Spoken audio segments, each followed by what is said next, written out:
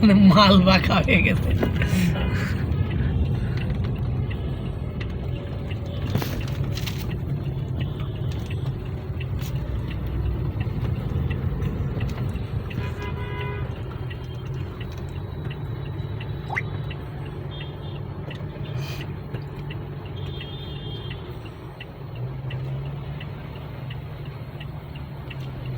আপনি ওর কাছ দিয়ে যাবেন না ওনার সাথেই যাচ্ছেন?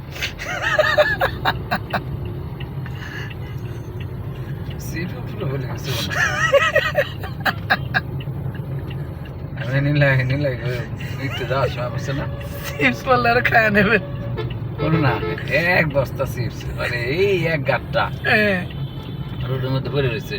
আচ্ছা